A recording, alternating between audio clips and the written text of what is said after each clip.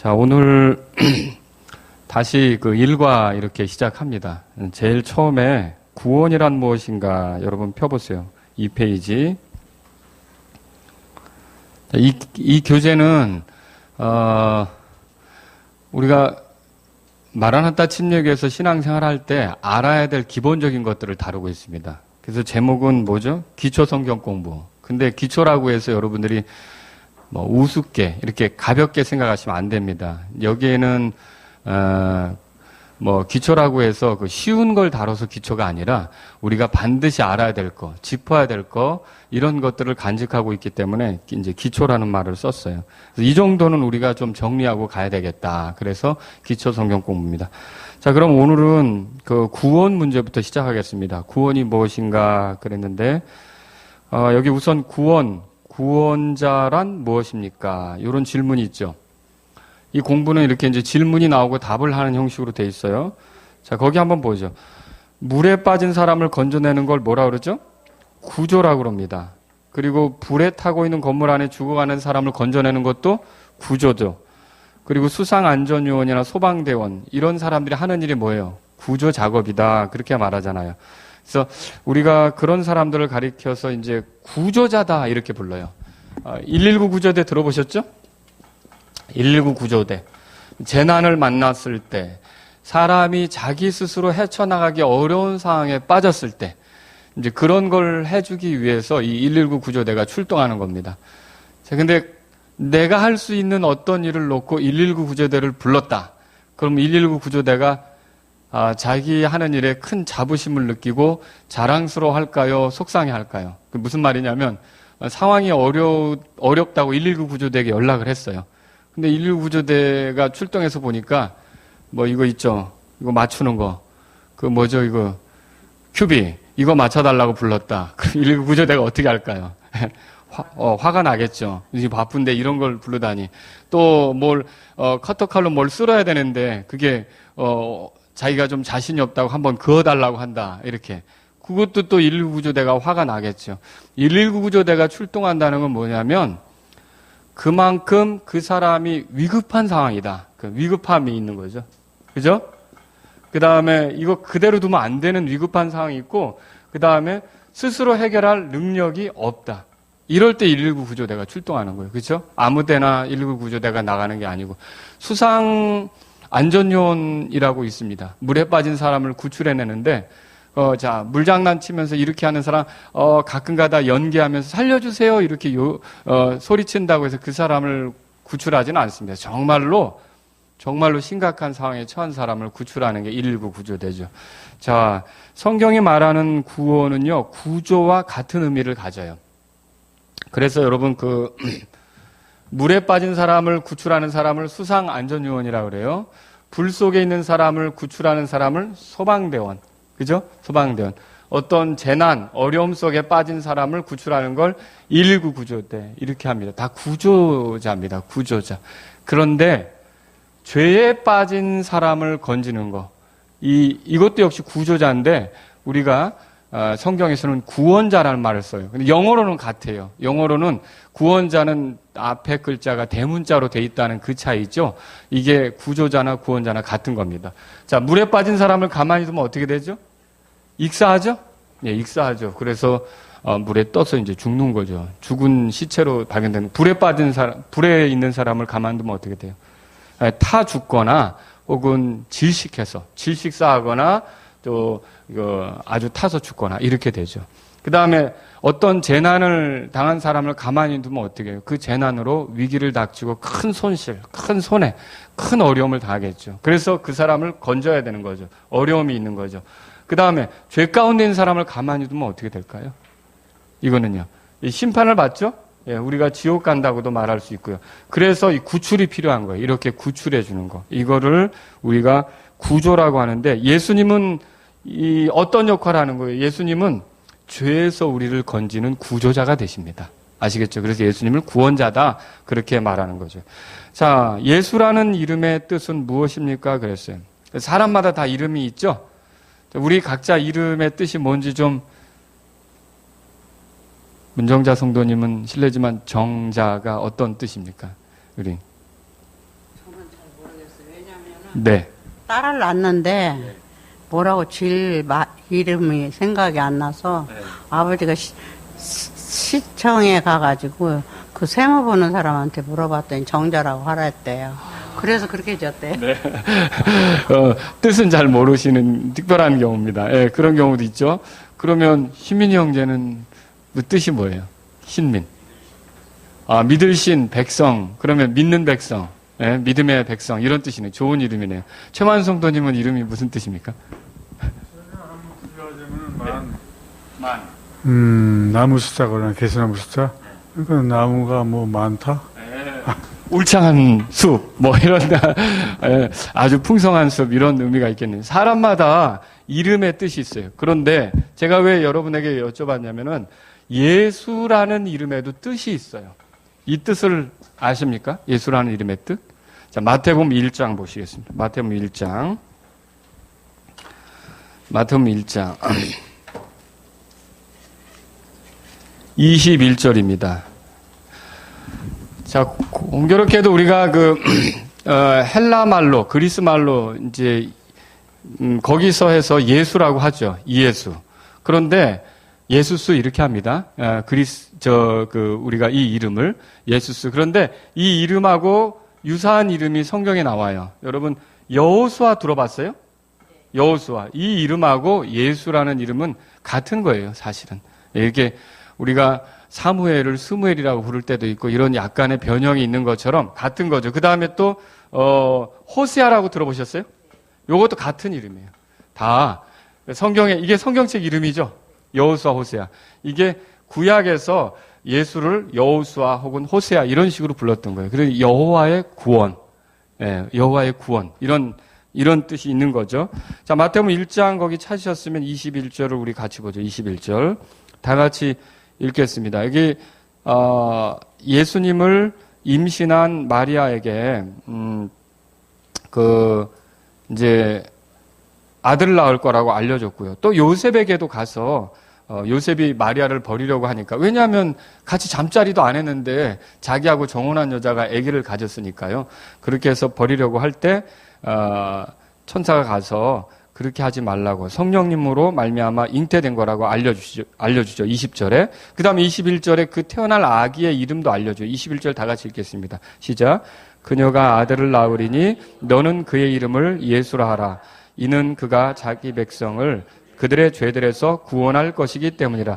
자, 예수라고 불러라. 근데 왜 예수라고 부르냐면 그 이름이 그게 자기 백성을 죄에서 건질 분이시다. 그런 뜻이에요. 그러니까 예수라는 이름은 무슨 뜻이에요?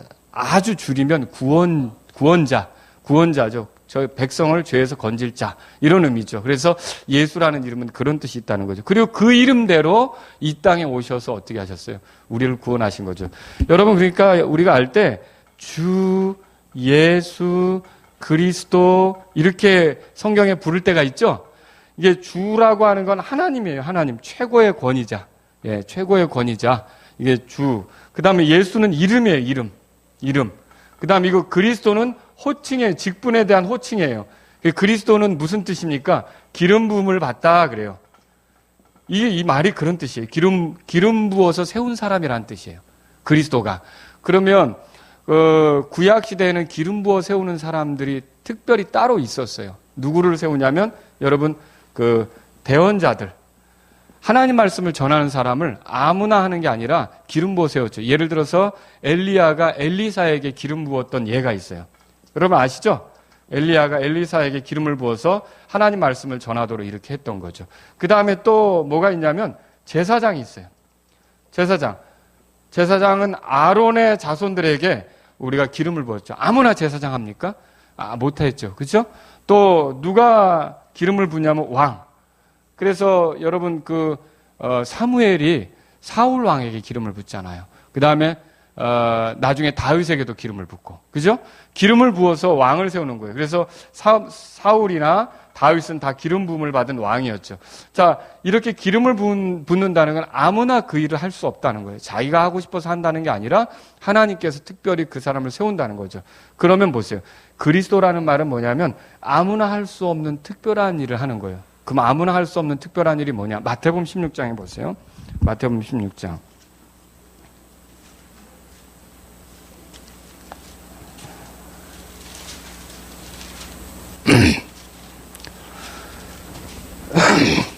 (13절에) 보세요. 그 예수님이 이제 이렇게 써 있죠. 예수님께서 가이사랴 빌립보 지방에 들어오사 자기 제자들에게 물어 이르시되 사람들이 나 곧 사람의 아들을 누구라고 하느냐 이렇게 물었어요. 그 물음은 예수님께서 사람들이 자신에 대해서 뭐라고 하는지 관심이 있으시다는 뜻이죠. 관심이 있었는데 대답이 이래요. 우리 같이 읽어볼까요? 14절 시작.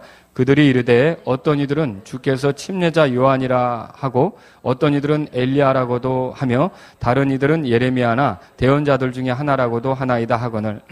여러분 이거 침례자 요한이라고 한다. 그러면 정말 바른 말하고 사람 겁내지 않고 소신 있게 말하는 사람이라고 하지요. 이런 의미가 될 수도 있고요. 또 어떤 이들은 엘리야라고 그랬어요. 엘리야는 어떤 사람이에요? 하늘에서 불이 내려오게 한 사람이죠. 아주 능력이 많은 엘리야라고 이렇게 하던데요. 라고 했고 예레미야는요. 예레미야는 눈물의 대언자, 기도하는 사람, 자기 백성을 매우 사랑했던 그런 그 대언자라고 알려주고 있죠. 대언자들 중에 하나라고 하나이다. 이렇게 여기에 열거된 사람들은 다 좋은 사람들이에요. 그런데 이런 사람 같습니다. 뭐 예를 들어 저보고 엘리야 같은 종이십니다. 그러면 조금 우쭐댈 수도 있어요. 그런데 지금 예수님은 거기에 대해서 우쭐댑니까? 거기에 대해서 만족하십니까? 하나도 만족하지 않으세요. 왜 그럴까요? 왜 그럴까요? 여러분 이 엘리야나 침례자 요한이나 대언자들 중에 하나다. 이런 거 있잖아요. 이게 예수님에 대해서 정확히 말하는 소리가 아니에요. 왜 그랬죠? 엘리야도 못하는 게 있고 침례자 요한도 못하는 게 있고 또 대언자들도 못하는 게 있어요. 뭘 못할까요? 이거는 오직 그분만이 해요. 그리스도만이 해요. 그리스도만이 해요. 이건 뭐죠? 구원이죠. 맞아요. 사람의 죄 때문에 대신 죽어 피 흘리고 사람의 죄들을 용서받게 하는 분은 아무나 못하는 거예요. 그걸 할 수 있는 유일한 분은 누구라고요? 예수님이죠. 그래서 예수님을 그리스도라고 하는 거예요. 하나님이 특별히 아무나 할 수 없는 일을 위해 따로 기름 부어 세우셨다는 뜻이에요. 아시겠죠? 그래서 예수는 이름이고 그리스도는 그분이 우리를 구원할 대언자며 제사장이며 왕으로서 우리를 구원할 사람으로 하나님이 이 세상에 유일하게 세운 분이 그분이라는 뜻이에요. 아시겠죠? 이렇게 정리하시면 됩니다. 자, 왜 죄로부터 구원받는 일이 필요합니까? 세 번째 질문이죠. 우리 이거를 이제 좀 읽어볼까요? 오인환 형제님 읽어주실래요? 자, 한번 읽어보죠. 자, 마이크 드릴게요. 읽어보세요. 성경은 죄의 싹시 사망이라고 말씀하십니다. 우리가 대형 할인 매장에서 물건을 살 때 그냥 살 수 없습니다. 반드시 싹을 지불해야만 합니다. 이 세상에서 죄를 짓고 죄를 즐긴 사람은 반드시 그 싹을 지불해야만 하는데 그것은 사망입니다. 죄가 사망을 가져오기 때문에 죄로부터 건져지지 않는 한 사망을 당할 수밖에 없습니다. 네. 자, 우리 성경 구절은 다 같이 읽어보죠. 시작. 그러므로 한 사람으로 말미암아 죄가 세상에 들어오고 죄로 말미암아 사망이 들어왔나니 이와 같이 모든 사람이 죄를 지었으므로 사망이 모든 사람에게 임하였느니라. 여러분 생각해 보세요. 우리가 어떤 일터에서 일을 해주면 한 달 뒤에 받는 게 있어요. 그게 싹시죠. 그게 급료 혹은 대가예요. 그런 것처럼 우리가 이 세상을 보내면서 죄를 짓고 살았다. 그러면 그 죄를 짓고 산 결과로 우리가 받는 게 있어요. 그게 뭐라고요? 지금? 사망이라고 소개하고 있는 거예요. 사망. 그래서 죄의 싹은 사망이다. 그렇게 말하는 거죠. 그러면 죄의 결과로 주어지는 사망이 어떤 것인지 한번 생각해 봐야겠죠. 사망이라는 단어가 어떤 의미가 있느냐? 여기 이제 교재에 써 있죠, 여러분? 사망이라는 말은요, 이게 본래 그 단어가 가지고 있는 의미가 분리입니다, 분리. 떨어지는 거예요. 떨어지는 거. 그래서 몸에서 혼이 분리되는 거 있잖아요. 이게 뭐예요? 그러니까 떨어져 나간다. 이게 사망이죠. 그죠? 그리고 우리가 이 땅에 살고 있지만 이 땅에 있는 사람들을 두고 분리되어서 가는 거예요. 그러니까 죽으면 서운하잖아요. 섭섭하고. 또 그런 노래도 부르죠. 이제 가면 언제 오나. 야. 이렇게 서운하잖아요. 이게 분리되는 게 사망이죠. 근데 제일 무서운 사망이 뭐냐면요. 이게 하나님과의 분리입니다. 하나님과의 분리. 왜 하나님과의 분리가 무섭냐? 자, 이게 호수가 있어요. 물이 있어요. 좀 제가 그림을 잘 못 그리더라도. 호수가 있는데 여기 이렇게 나무가 심겼어요. 그러면 이 나무는 어떻게 할까요? 예. 여기 나무들이 많이 심기면 이 나무들은 숲을 이룹니다. 맞죠? 그 다음에 꽃도 피웁니다. 열매도 맺힙니다. 근데 이런 호수가 아니고, 자, 사막 한가운데 모래예요, 모래. 사막 한가운데 나무가 딱 누가 이제 작정하고 심어놨어요. 얘 잘 자랄까요? 햇살이 내리쬐고 있는데 어떻게 될까요? 이거 죽겠죠? 뭐가 부족한 거예요? 물이 부족한 거죠. 그렇죠? 물이 부족한 거죠. 근데 여기는 물이 있어서 이렇게 공급을 받는 거예요. 영양분을. 자, 그래서 시편 1편에 보면 복 있는 사람은 물 있는 강가에 심은 나무 같다고 돼 있어요. 여러분 읽어보신 적 있죠? 이 물과 같은 분이 누구시냐면 하나님이세요. 그래서 우리가 나무라고 한다면, 사람은 나무죠. 사람은. 우리가 나무라고 한다면 물과 같은 그 하나님과 같이 있을 때 우리는 영양분을 취하면서 풍성해지는 거예요. 근데 사망이라는 건 뭐냐면 이 하나님하고 떨어지는 거죠. 자, 이 땅에 사는 사람들이 하나님을 다 좋아하는 건 아니에요. 여러분도 처음부터 하나님 좋아하셨나요? 아니, 하나님이 누군지도 몰랐고 하나님에 대해서 관심도 없었고 하나님에 대해서 무시하고 이렇게 살았죠. 근데 그게 아니라는 걸 깨달았잖아요. 여러분은 감사한 일입니다. 그러나 지금도 변함없이 하나님에 대해서 관심이 없고 무지하고 또 싫어하고 이런 사람들이 있어요. 그래서 하나님이 기회를 자꾸 주는데 하나님께로 가까이 오도록 기회를 주는데 십자가 사건도 그거 아닙니까? 십자가는 왜 있는 거예요? 우리가 하나님과 가까워지도록 길을 열어놓은 거죠. 그죠? 근데 이런 십자가 사건이 있는데도 불구하고 사람들이 하나님을 가까이 하기를 싫어하고 자기 멋대로 살기를 고집하고 그렇게 하면 하나님은 어떻게 하시느냐? 최종적으로 그들이 하나님과 멀어지는, 그래? 너희들이 그렇게 하나님이 나와 가까이 지내는 걸 싫어해? 그러면 그런 걸 좋아하면 그런 운명에 처해져. 이렇게 해서 하나님이 분리선언을 하는 거죠. 그럼 그 사람들이 하나님의 호의와 친절이 없는 하나님과 분리된 곳으로 들어가는데 그곳이 어디예요? 이제 지옥이고요. 이곳은 하나님의 사랑이 있어요, 없어요? 호의, 친절이 베풀어져요? 아니죠. 지금은요, 믿지 않는 사람도 하나님께서 호의를 베푸세요. 꼭 교회 다니는 사람에게만 하나님이 여러분 생각해보세요. 농사를 짓는데 요 A라는 집에는 예수님을 잘 믿고 B라는 집은 예수님을 안 믿으니까 비가 내리는데 딱 논밭에 경계선에 맞게 여기만 내리고 여기는 안 내립니까? 아니죠. 햇살이 내리는데 햇살이 내리쬐는데 이쪽에는 잘 내리쬐고 이쪽에는 깜깜하게 되느냐는 거죠. 그거 아니죠. 하나님은 지금도 이 하나님을 섬기는 사람에게도 호의를 내리시고 그래서 하나님의 은혜를 더 깨닫게 하시고 하나님을 아직 섬기지 못하는 사람에게도 호의를 내리셔서 그렇게 사는 게 아니라 농부가 아무리 땀 흘리는 것 같아도 하나님이 좋은 햇살을 주셔야 되고 하나님이 바람 불게 하셔야 되고 하나님이 적절한 비가 내리게 하셔야 되고 하나님이 적절한 햇살이 내리게 해야 그 수고가 헛되지 않는다는 걸 깨닫게 하신다는 거죠. 그죠? 그래서 이렇게 다 하나님이 호의를 베푸시는데 그럼에도 불구하고 끝끝내 하나님께 감사하지 않고 등 돌리고 제멋대로 살기를 고집한다. 그럼 최종적으로 하나님이 어떻게 하시느냐? 그럼 너가 나와 분리된 삶을 살아라. 이렇게 선언하는 거죠. 그리고 그곳이 어디예요? 지옥이고 나중에는 불의 호수로 들어가는 거죠. 불의 호수로 들어가는데 지금 지옥에 들어갈 뿐만 아니라 현재에도 하나님을 싫어하다 보니까 하나님으로부터 오는 호의는 누리지만 하나님의 자녀들만 누리는 특별한 확신이라든지 기쁨이라든지 평강이라든지 이런 것들은 누릴 수 있을까요? 누릴 수가 없죠. 그래서 하나님으로부터 떨어져 있어 현재적으로도 하나님에 대해서 깨달을 수 있을까요? 못 깨닫죠. 구원받지 못한 사람. 그래서 현재도 사망 가운데 있다. 그렇게 말할 수 있어요. 성경에 보면 저한테 이런 질문을 성경을 읽고 하신 분들이 있어요. 우리가 예수님을 믿으면 죄 아래에서 죽어간다라는 표현이 있고 죽었다라는 표현인데 뭐가 맞습니까? 뭐가 맞죠? 죄 아래에서 죽어간다. 죽었다. 에? 죽었다? 죽었다? 저기 두 개 다 맞아요. 두 개 표현 문맥이 어떤 것이냐에 따라서 그렇죠.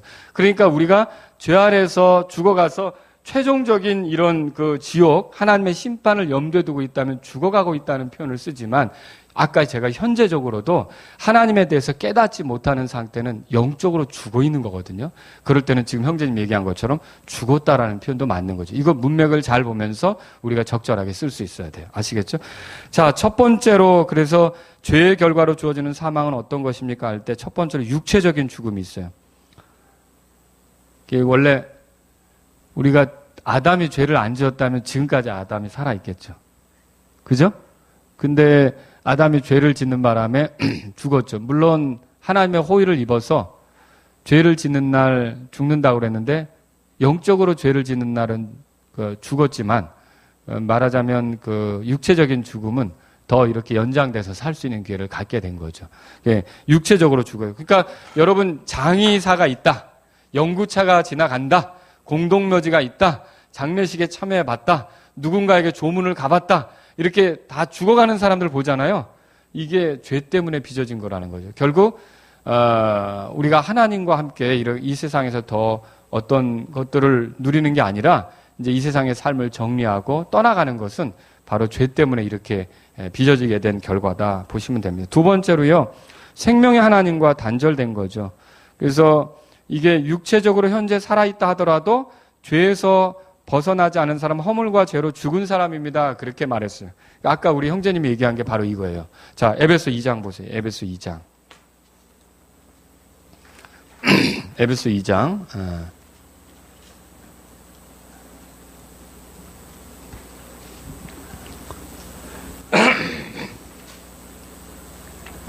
1절을 다 같이 읽어보죠. 시작. 또 그분께서 범법과 죄들 가운데서 죽었던 너희를 살리셨도다. 그러니까 이것은 우리가 지금 살아난 사람들인데 우리가 구원받은 사람들인데 과거에 우리는 어땠다는 말입니까? 죽어 있었다라는 뜻이죠. 그러니까 구원받기 전엔 죽었는데 아니 학교도 가고 직장 생활도 하고 결혼도 하고 자녀도 낳고 하는데 성경 우리더러 뭐라고 말해요?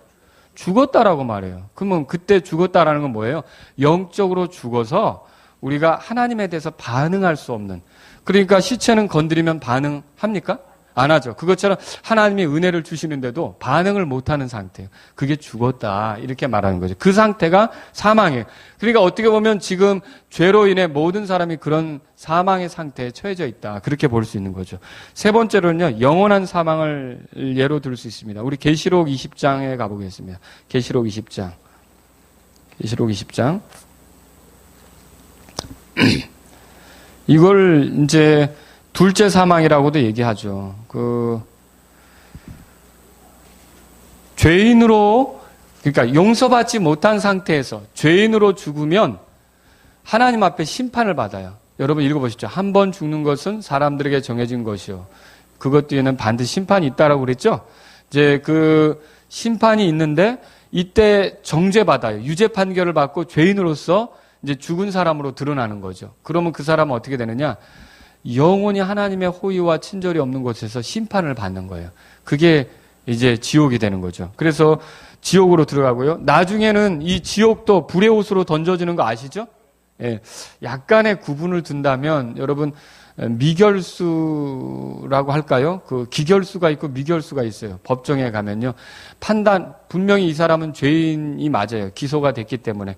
그리고 그런데 이제 아직 그 정확하게 어떻게 이렇게 형을 집행받아야 될지 이게 판결이 안 선 사람들이 있을 수 있죠. 이제 그러면 뭐 10년이든지 20년이든지 무기징역이든지 이게 나오겠죠. 근데 그렇기 전에도 갇혀 있잖아요. 그렇죠? 죄인이라고 이렇게 피고인으로서 죄인이라고 이렇게 해서 갇혀 있잖아요.